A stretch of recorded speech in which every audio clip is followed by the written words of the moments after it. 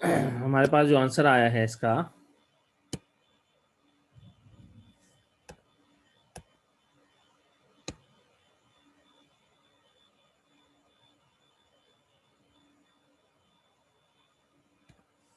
अच्छा 3 whole number 1/2, उसको मैं दोबारा से एक्सप्लेन कर देता हूँ, कुछ भी नहीं है।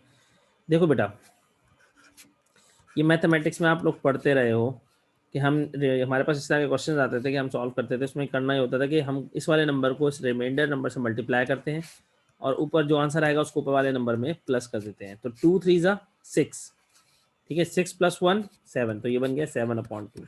ठीक है, अब मैं 7/2 को अगर मैं वैसे भी चेक कर लूँ तो मेरे पास ये आंसर आएगा 2 3 ज़ा 6 आएगा, 1 बचा। तो आपके पास एट द एंड आंसर क्या आया? आपके पास आंसर जो आएगा वो ये आएगा 3 होल नंबर 1/2। तो बेटा मेरा आपको समझाने का मकसद यही है कि अगर आपके पास 7/2 लिखा हो या 3 होल नंबर 1/2 लिखा हो, ये दोनों एक ही चीज़ हैं, ठीक है। तो आपको जब करना होगा तो आपको इसलिए इजीली सॉल्व कर लेंगे। अब जैसे मैंने यहाँ पे था, मेरे पास 3 होल नंबर 1/2 था। अब तुम देखते 7/2 है यार, ये क्या है, कन्फ्यूजन हो जाएगी, समझ नहीं आ रहा। तो आप इसको जब मल्टीप्लाई करेंगे तो आपका 7/2 ही बनेगा ये आंसर, ठीक है। तो ये दोनों एक ही चीज़ है, इक्वल, ठीक है। अब पॉइंट क्लियर हो गया, चलिए जी। हाँ, तो हमारे पास इस तरह से हीट ऑफ फॉर्मेशन की जो है वो 3 इक्वेशन मैंने आपको सॉल्व करा दी हैं।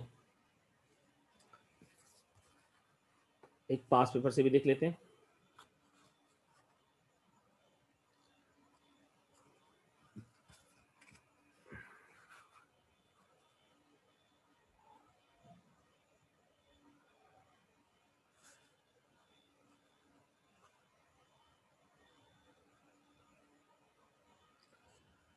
अच्छा जी स्टूडेंट्स, तो हमारे पास जो इक्वेशन है मैं आपको करवाऊंगा 2019 में से, ये नोट कर लीजिए।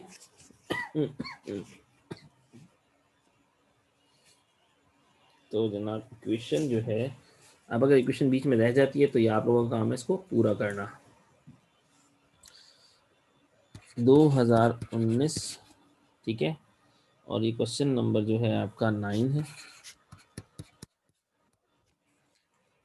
Calculate the heat of formation of Fe2O3। मैं इक्वेशन डायरेक्ट लिख रहा हूँ ताकि टाइम वेस्ट ना हो। 2Fe plus 3/2O2 arrow Fe2O3, ठीक है। डेल्टा एच इसका कैलकुलेट करना होगा, ठीक है। उसके बाद नेक्स्ट इक्वेशन जो है हमारे पास है वो है H2 प्लस 1/2 यानी कि हाफ O2 बराबर है किसके, H2O के, और डेल्टा एच इसका साफ साफ पता है -286 किलो जूल पर मोल, ठीक है। उसके बाद नंबर थर्ड इक्वेशन हम लिखेंगे Fe2O3 plus 3H2O arrow 2FeOH thrice यानी कि 3 दफ़ा है, ठीक है। डेल्टा एच इसका कितना है जी, इसका डेल्टा एच है +289 किलो जूल पर मोल, ठीक है। चौथी इक्वेशन लिखते हैं। चौथी इक्वेशन जो हमारे पास है Fe plus 3H2O arrow 2FeOH thrice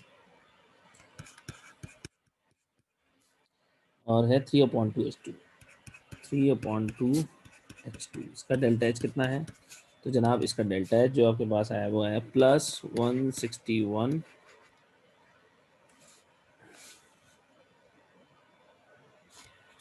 plus का 161 किलो जूल पर मोल, ठीक है। इक्वेशन आप सबके सामने है। अच्छा, इस इक्वेशन में हमारे पास एक छोटी सी चीज़ है जो चेंज है, वो कोई इतनी बड़ी चीज़ नहीं है। जैसे कि आपके पास हमेशा ये होता था कि इन इक्वेशंस के अंदर अगर आप देखें जो आपको मिल रही थी, तो आपका जो प्रोडक्ट था C2H6 वो हमेशा लास्ट वाली इक्वेशन में होता था, ठीक है। लेकिन ज़रूरी नहीं कि इक्वेशन का ऑर्डर हमेशा वैसा ही रहे कि हम सेकंड इक्वेशन जो है उसी को मल्टीप्लाई करेंगे या थर्ड इक्वेशन को और लास्ट वाली ही सब्ट्रैक्ट होगी। क्यों? क्योंकि आप देखो इस दफ़ा आपके पास Fe2O3 प्रोडक्ट में है लेकिन वो आखिरी इक्वेशन में नहीं है, Fe2O3 आपके पास इस दफ़ा प्रोडक्ट में है, लेकिन Fe2O3 आपके पास आखिरी इक्वेशन में नहीं, Fe2O3 आपके पास तीसरी इक्वेशन में है। मेरा जो बताने का मकसद है आपको वो सिंपल ये है कि अब आप इसको इक्वेशन जो थर्ड है ये माइनस होगी, ठीक है। तो ये मतलब कोई मतलब कोई रेगुलर ट्रेंड नहीं है कि हमें आखिरी ही इक्वेशन को माइनस कराना होगा। आपके पास क्या है, जो भी इक्वेशन सामने आए तो आप देख लें कि आपको कौन सी इक्वेशन है जिसमें से माइनस करना है, कौन सी इक्वेशन है जिसको मल्टीप्लाई करना है, ताकि आपके पास सही आंसर आ सके, ठीक है। अब हमारे पास जो है साफ दिखाई देता है आपको कि पहली जो इक्वेशन है उसके अंदर लिखा हुआ है 2Fe। अब हमें Fe कहाँ नज़र आता है, तो Fe हमें सीधा सीधा नज़र आ रहा है आखिरी इक्वेशन में, ठीक है।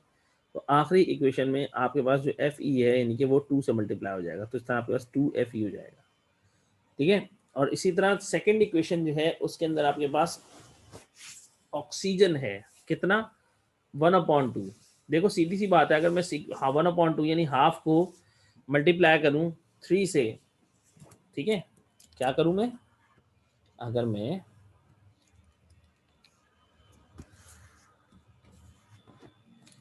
मल्टीप्लाई करता हूँ, लेट सपोज यहाँ मल्टीप्लाई करके दिखाता हूँ।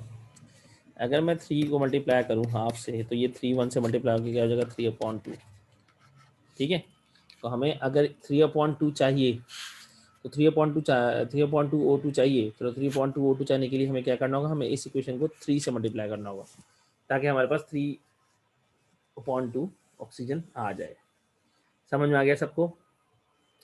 द टाइम जो है वो ऑलमोस्ट एंड हो चुका है, ठीक है।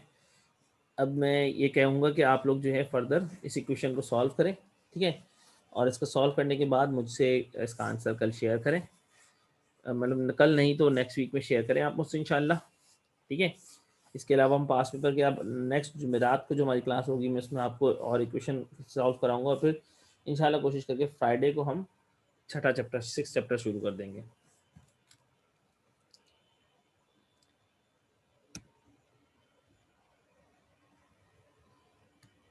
Jazakallah. Okay, students. Now I'm going to end the class.